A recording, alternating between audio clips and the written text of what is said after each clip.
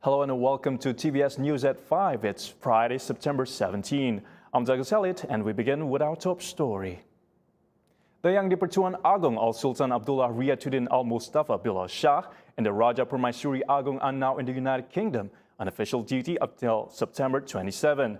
Among others, their majesties will visit the Battersea Power Station in London, which is a joint venture between Malaysian conglomerate Saham Derby Property, SP Setia Berhad Employees Provident Fund, and Permodalan Nasional Berhad. According to Wisma Putra, their majesties have consented to visit the Malaysian High Commission in London on September 24th for a meeting with Malaysians including entrepreneurs, academics, students and community leaders. His Majesty will receive a courtesy call by the Chief of Defence Staff General, Nicholas Carter, and the meeting will touch on the defence cooperation between Malaysia and United Kingdom.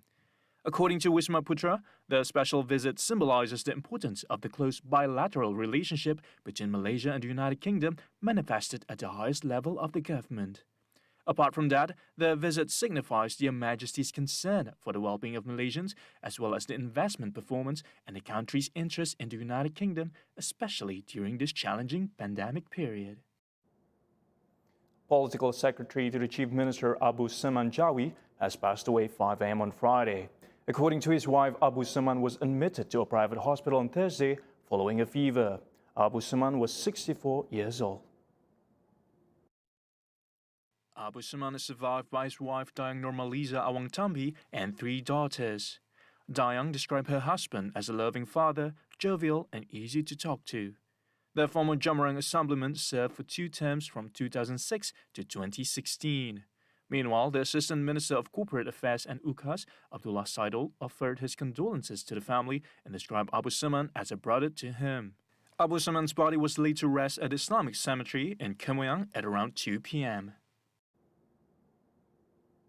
Sarawak's transition into the endemic phase is still under discussion, despite the high number of daily cases in the state, according to Deputy Health Minister II, Dato' Aaron Ago Dagang. This after taking into consideration the high vaccination rate.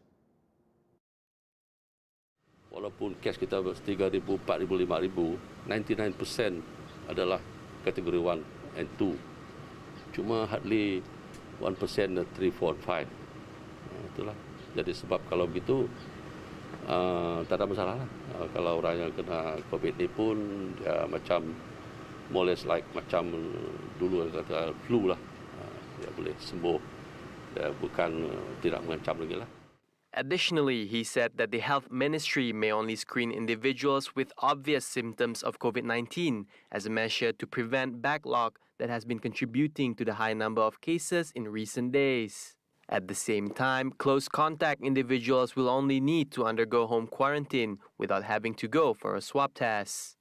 For the record, the COVID-19 testing capacity in Sarawak is set at only 6,800 samples in a day.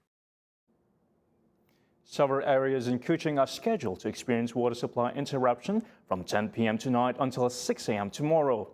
The disruption is caused by the main pipe interconnection at Batu Kitang No. 2 water treatment plant. Kuching Water Board, or KWB, in a notice announced that the affected areas include Jalan Pending, Jalan Batu Lintang, Jalan Sekama, Jalan Bamfield, Kenyalang Park, Fuchau Road, and the surrounding areas. KWB apologized for any inconvenience caused. Meanwhile, further inquiries can be made by contacting the KWB call center.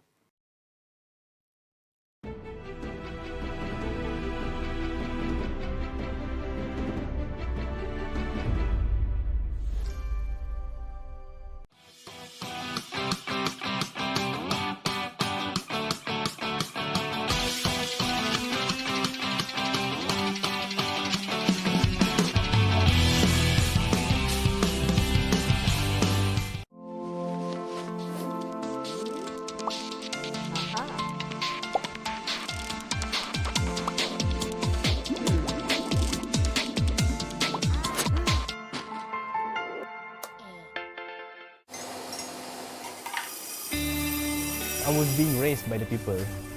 and the brew crew was being grown by the people dekat jalan. Jadi bila saya diperkenalkan dengan Borneo Latte, gula apong, it's something very new for me. Saya sangat suka. Daripada segi spektrum rasa, dah macam terlalu kira advance lah sebenarnya. From Sarawak with love.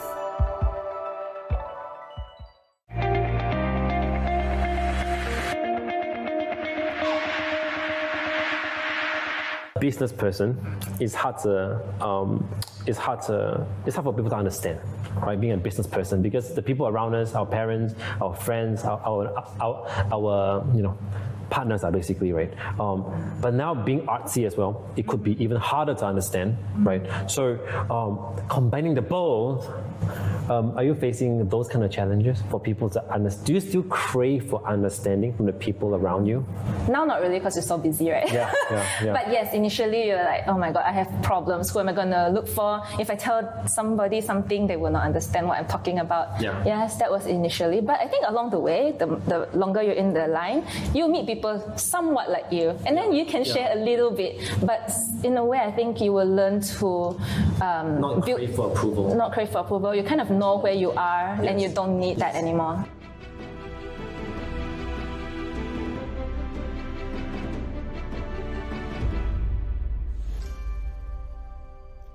And now on to COVID-19 updates. Sarawak remains the highest contributor to the new COVID-19 infections today, with 3,480 cases reported in the state today. This brings the cumulative number of cases in Sarawak to 174,152 cases. Malaysia today registered 17,577 new COVID-19 infections, bringing the cumulative total number of cases recorded nationwide to 2,067,327 cases. Right behind Sarawak, Selangor recorded 2,646 cases today, while Johor came in third with 2,334 cases. Meanwhile, Perak recorded 1,596 cases, Sabah with 1,533 cases, Pulau Pinang 1,462, while Kedah 1,173 cases. Now moving along to the state's tourism endeavors, Minister of Youth and Sports Dato Abdul Karim Hamzah said Sarawak will be the second state after Langkawi to receive its first round of tourists beginning this Thursday. Karim also appealed to airline companies to moderate the pricing of flight tickets, as the tourism industry would need incoming tourists to recover its economy. He also stated that the announcement of the Siasito Sarawak 2.0 program has been well received by 5,000 customers, but the program was not implemented due to the closure of several tourism destinations in the state. An all-in-one platform to access digital services will be developed. Malaysian Communications and Multimedia Commission (MCMC) said the application, dubbed the National Mobile Application, had been approved in principle on April 21st, with a proposal to implement the platform soon.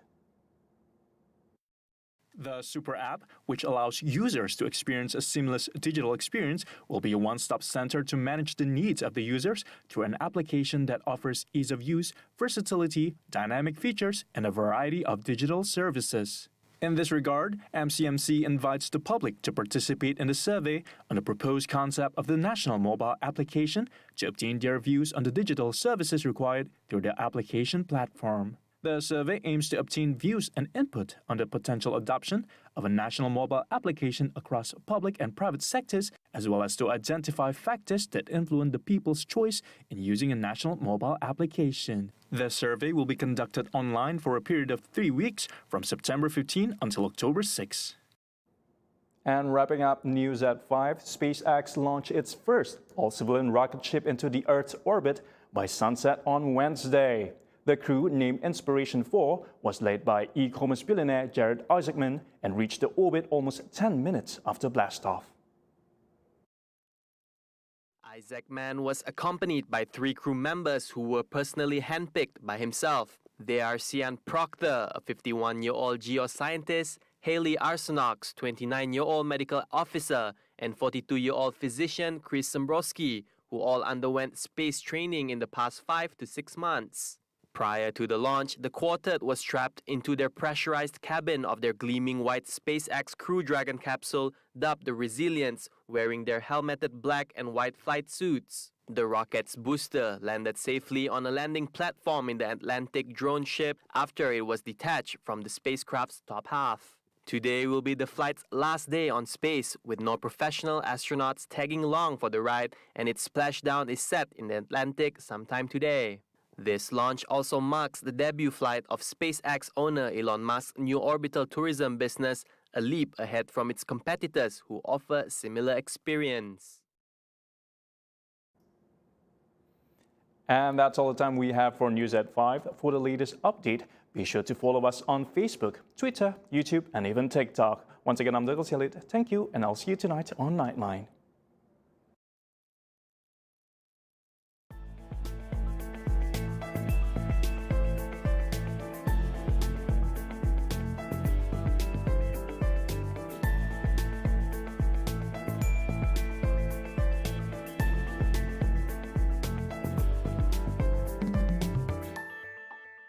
Tanya sama hati, apa asal sayang, adakah tandanya?